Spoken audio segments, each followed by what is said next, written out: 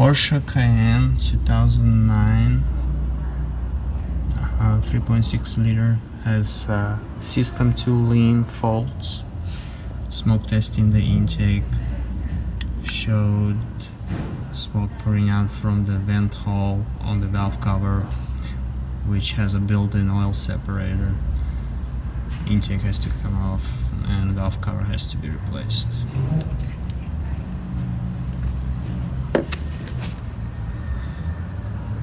The idle is hesitating, car is running rough.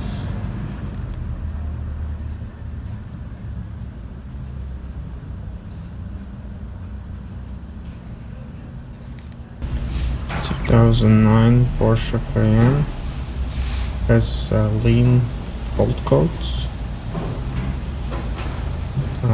has a vacuum leak from the intake tube.